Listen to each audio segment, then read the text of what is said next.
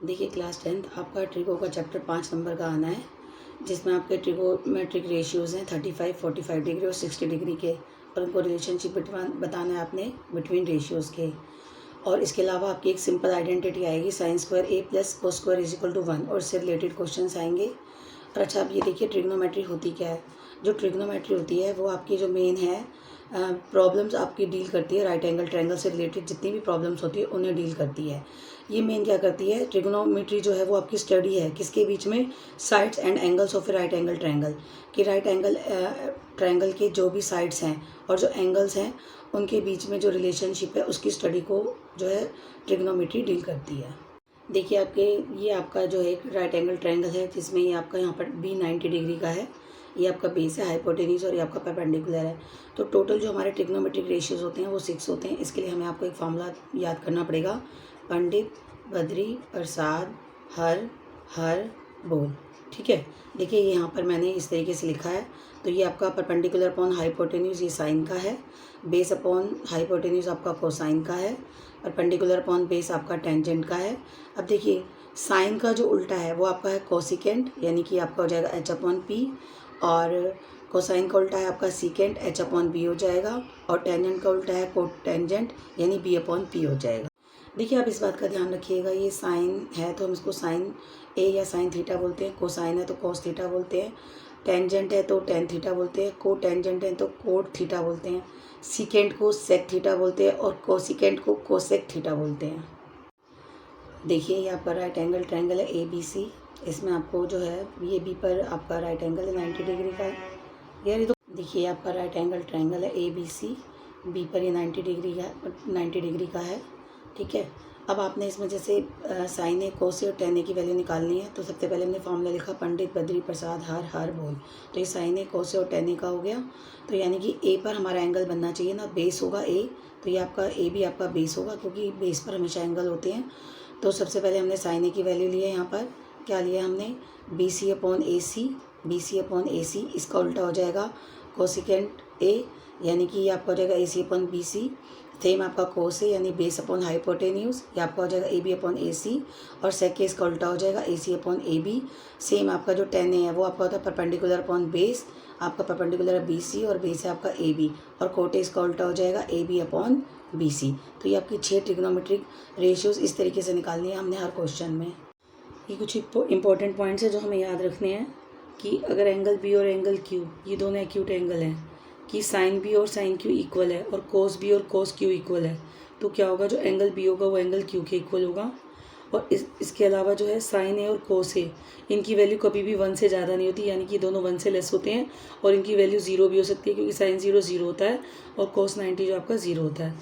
और जो सेक ए और कोसेक ए है इसकी वैल्यू हमेशा 1 से इक्वल टू 1 होगी और ग्रेटर देन 1 होगी। बेटा आपके एग्जाम में ऐसा क्वेश्चन भी आ सकता है, जैसे आपका एग्जाम्पल नंबर 1 है एनसीईआरटी में, टेन ए की वैल्यू 4/3 दे रखी है, और टेन ए का फॉर्मूला होता है हमारा परपेंडिकुलर अपॉन बेस, यानी कि ये मैंने ए बी से एक ट्रायंगल लिया, बी पर ये मैंने 90 डिग्री का एंगल बनाया, तो परपेंडिकुलर हो गया ये मेरा, परपेंडिकुलर हो गया ये मेरा, हाइपोटेन्यूज हो गया, ये मेरा बेस हो गया। तो देखिए 10 में आपकी परपेंडिकुलर कितना है 4 है, बेस की वैल्यू कितनी है 3, तो जो ए सी की वैल्यू है वो कैसे आ जाएगी, ए सी स्क्वायर इज इक्वल टू आपका जो है परपेंडिकुलर का स्क्वायर प्लस बेस का स्क्वायर।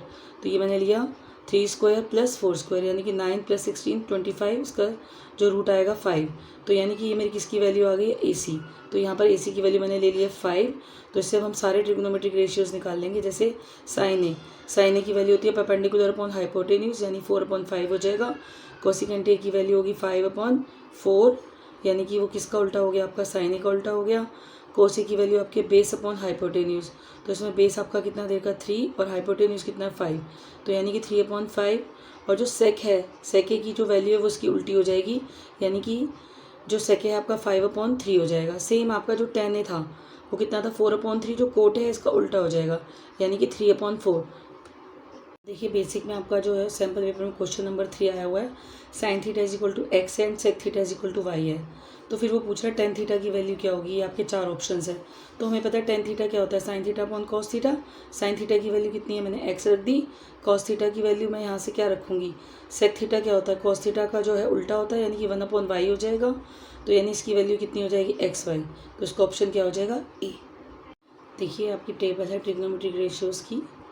आपको वैल्यूज़ दे रखी हैं 0, 30 डिग्री, 45, 60 और 90 डिग्री पे। साइन ए की वैल्यू 0 पे 0, 30 डिग्री पे 1/2, 45 डिग्री पे 1/√2, 60 डिग्री पे √3/2, 90 पे 1। और जो कोस है वो उससे उल्टा हो जाएगा। जैसे ये आपका 1 हो गया, इधर आपका √3/2 हो गया, 45 पे सेम हो गई 1/√2, 30 पे आपकी 1/2 हो गई और 90 पे 0 हो गई। देखिए बेटा हम करते हैं बेसिक एग्जाम्पल पेपर में ट्रिगो का क्वेश्चन नंबर 7, जिसमें आपको दिया गया cos theta plus cos square theta is equal to 1। तो हमें sin square theta plus sin raise to power 4 theta की वैल्यू बतानी है और आपको ये 4 ऑप्शन दिए गए हैं। तो देखिए आपको सिंपल चीज़ याद रखनी है कि sin square theta plus cos square theta is equal to 1 होता है, तो इसको मैं इधर ले जाऊँगी। 1 माइनस cos स्क्वायर थीटा हो गया, तो ये आपका हो गया cos theta is equal to sin square theta. क्योंकि यहाँ sin की पावर 4 है तो मैं क्या करूँगी, दोनों तरफ स्क्वायरिंग करूँगी। तो स्क्वायरिंग ऑन बोथ साइड्स, तो मेरे पास ये बन जाएगा cos square theta is equal to sine की पावर 4 थीटा। अब देखिए cos स्क्वायर थीटा किसके बराबर होता है, 1 माइनस साइन स्क्वायर थीटा। क्यों? क्योंकि मुझे जो सारा आंसर है वो साइन में चाहिए ना, तो उसको मैं साइन स्क्वायर में चेंज कर दूंगी। ये हो गया आपका साइन की पावर 4 थीटा, ये हो जाएगा 1 इज इक्वल टू साइन की power 4 theta plus sine square theta. और इसी की वैल्यू हमें चाहिए थी। अब देखिए इसका आंसर क्या आ रहा है 1, तो आपका आंसर हो जाएगा 1। बेटा देखिए ये वीडियो मैं स्कूल में बना रही हूँ तो हो सकता है शोर आएगा आपको, तो प्लीज़ बेटा इतना मैनेज कर लेना। आपका बेसिक का क्वेश्चन नंबर 27, एक्स की वैल्यू आपको ये दी गई है, वाई की वैल्यू आपको ये दी गई है और आपसे को कह रहा है एक्स प्लस वाई की वैल्यू बताइए। तो देखिए एक्स प्लस वाई है यानी कि इन दोनों को प्लस करना है। 2 sine square theta plus 2 cos square theta plus 1। तो ये आपका हो गया 2, मैंने बाहर ले लिया। ये आपका हो गया sign square theta plus cos square theta plus 1, और इसकी वैल्यू किसके इक्वल होती है 1 के, तो 2 × 1 + 1, देन ये 2 + 1, इसकी वैल्यू आ रही है 3। तो यानी कि आपका ऑप्शन हो जाएगा ए। क्वेश्चन नंबर 32, आपको tan थीटा कोसेकेंड थीटा का whole square minus sine theta sec theta का स्क्वायर, इसकी वैल्यू बतानी है। आपके पास 4 ऑप्शन है। तो देखिए सबसे पहले हमें इसको सिंपल बनाना है इस क्वेश्चन को, क्योंकि हमें सिर्फ ट्रिग्नोमेट्रिक रेशियोज़ पता है कि हम tan थीटा को या फिर sine square theta plus cos square theta is equal to 1 इनका यूज़ करना है। और हमारे पास एंगल तो है ही नहीं, जो हमें एंगल्स की वैल्यू निकालनी है 30 और 45। तो सिंपल हम इसको किस में स्प्लिट करेंगे, tan थीटा होगा आपका साइन थीटा अपॉन में cos थीटा, और इसकी वैल्यू होगी 1 अपॉन में साइन थीटा। ये हो गया आपका स्क्वायर माइनस ये आपका हो जाएगा साइन थीटा और इसकी वैल्यू हो जाएगी 1 अपॉन cos थीटा, इसका स्क्वायर। इसको ओपन करेंगे, ये हो जाएगा 1 upon cos square theta minus ये आपका हो जाएगा साइन स्क्वायर थीटा अपॉन में cos स्क्वायर थीटा। अब देखिए ये आपका एलसीएम हो गया कितना, cos स्क्वायर थीटा, ये हो गया आपका 1 माइनस साइन स्क्वायर थीटा, और 1 माइनस साइन स्क्वायर थीटा होता है हमारा cos स्क्वायर थीटा अपॉन में ये हो गया आपका cos स्क्वायर थीटा, ये cancel, this will be equal to 1। तो आपका इसका ऑप्शन आएगा 1 और वो है आपका सी ऑप्शन। देखिए ये है आपका सैम्पल क्वेश्चन पेपर स्टैंडर्ड का क्वेश्चन नंबर 7। आपको दिया गया 2 sine square beta minus cos square beta is equal to 2, then beta की वैल्यू बतानी है। आपके पास ऑप्शन है। आप ये देखिए हमने सिर्फ सिंपल पढ़ा sine square theta plus cos square theta is equal to 1, तो हम कोशिश करेंगे इसको भी चेंज करने की। दोनों को किस में चेंज करते हैं, या तो इसको साइन वाले को cos में चेंज कर दो या cos को साइन में। जैसे आपका हो गया 2 साइन स्क्वायर बीटा माइनस इसकी वैल्यू मैंने ले ली 1 minus sine square beta, this will be equal to 2, then 2 sine square beta minus 1 plus sine square beta is equal to 2, ये आपका हो जाएगा 3 sine square beta is equal to 2 + 1 is equal to 3। तो आप देखिए आपकी वैल्यू आ रही है sine square beta is equal to 1, और हमें पता है कि साइन की वैल्यू किस पर होती है, 90 पर क्या होती है, 1 होती है। तो मैं इसको भी अगर स्क्वायर भी कर दूँ तो क्या दिक्कत है, तो साइन स्क्वायर 90 डिग्री पर भी मेरी 1 वैल्यू रहेगी। अब ये देखिए क्योंकि ये दोनों इक्वल हो जाएगी, इक्वल है, दिस इम्प्लाइज कि beta will be equal to 90 degree. तो मेरा इसका ऑप्शन आएगा बी, यानी कि 90 डिग्री। देखिए ये आपका क्वेश्चन नंबर 13 कि वो कह रहा है एक ट्राइंगल ए बी सी है, that is right angle at the B, कि बी पर ये राइट एंगल है ए बी सी। फिर आपको कह रहा है tan a की वैल्यू √3 है, यानी ये 90 डिग्री है।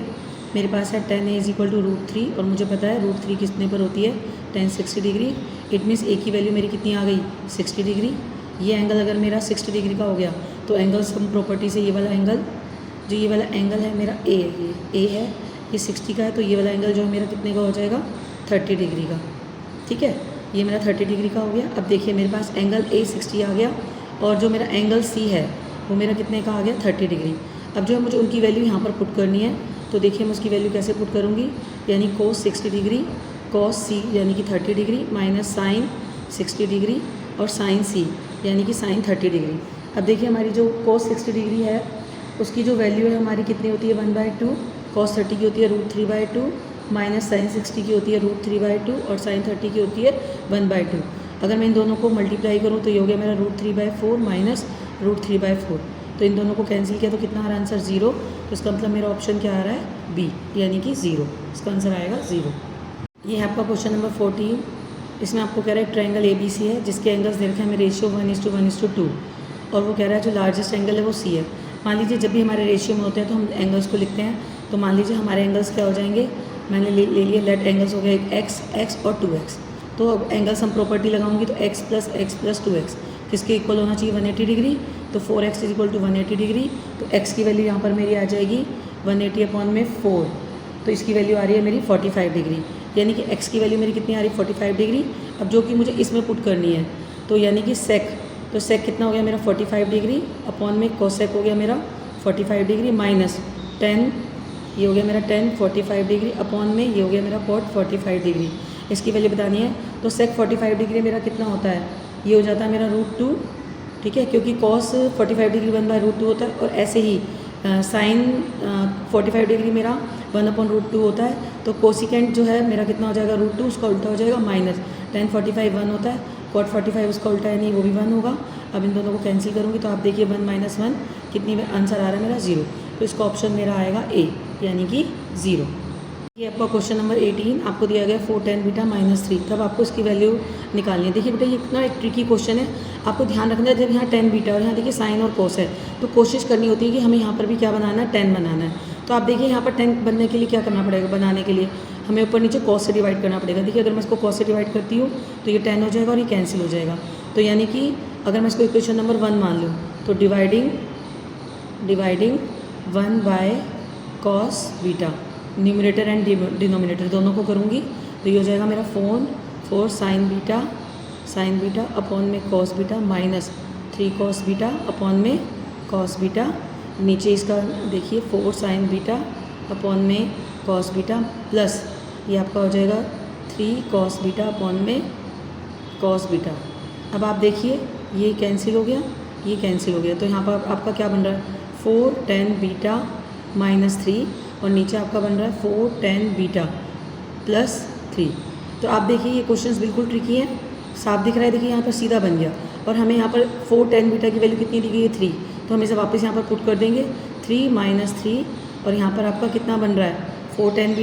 तो यानी कि ये हो गया 3 + 3 यानी 0/3, इसका आंसर आएगा 0। तो इसका ऑप्शन हमारा क्या बन रहा है ऑप्शन नंबर ए यानी कि 0। तो बेटा आपको ध्यान रखना है कि ट्रिकी क्वेश्चंस होंगे। अगर यहाँ पर मान लीजिए कोट की वैल्यू दी होती तो हम यहाँ पर कॉट बनाने की कोशिश करते हैं। तो इस तरीके से ये क्वेश्चंस थोड़े से ट्रिकी होते हैं लेकिन जल्दी सॉल्व होते हैं अगर हम इनकी इस तरीके से प्रैक्टिस करें तो। देखिए बेटा क्वेश्चन नंबर 23 भी आपका बहुत ट्रिकी क्वेश्चन है। क्वेश्चन है देखिए tan α + cot α की वैल्यू 2 दे रखी है, फिर पावर में पूछ रहा है। तो देखिए पावर में तो हमने नहीं पढ़ा, लेकिन आप अगर आप थोड़ा सा भी ध्यान देंगे तो इन दोनों की वैल्यू 2 आ रही है। तो हमें पता है कि tan α tan 45 पे 1 होता है और cot 45 पर भी 1 होता है। तो 1 + 1 2 हो जाएगा। तो यानी कि यहाँ पर मेरी अल्फ़ा की वैल्यू क्या हो सकती है 45 डिग्री। तो ये आपको थोड़ा सा ध्यान रखना पड़ेगा। तो यानी कि यहाँ पर मेरा क्या है tan 45 हो गया, तो यानी कि हो गया मेरा tan 45 डिग्री, मतलब इसकी पावर कितना हो गया 20 प्लस यहाँ cot 45 डिग्री इसकी पावर हो गया 20 और tan 45 की वैल्यू होती है 1 और cot 45 की वैल्यू भी होती है 1। तो इनकी पावर कुछ भी उससे क्या फ़र्क पड़ता है 1 + 1 ये कितना आएगा मेरा 2 आंसर। तो इसका ऑप्शन आएगा बी। देखिए आपका क्वेश्चन नंबर 39 कह रहा है एक वर्टिकल स्टिक है 20 centimetre long, it cast a shadow of 10 metre long on the ground. यानी कि एक वर्टिकल स्टिक है और ये शेडो बना रहा है कितने की, ये आपकी 20 मीटर लॉन्ग है और ये शेडो बना रहा है 10 मीटर की। ठीक है, ये आपका एक ट्रायंगल बन गया। फिर कह रहा है एट द सेम टाइम, उसी टाइम में एक और टावर है, ये एक टावर है और वो कितने शेडो बना रहा है कितनी 50 मीटर लॉन्ग। मान लीजिए ये आपकी हो गई 50 मीटर लॉन्ग शेडो बना रहा है। ये आपका दूसरा ट्रायंगल हो गया, ये आपका ABC, ये आपका हो गया DEF। फिर कह रहा है what is the height of the tower. मान लीजिए हाइट ले ली मैंने H टावर की।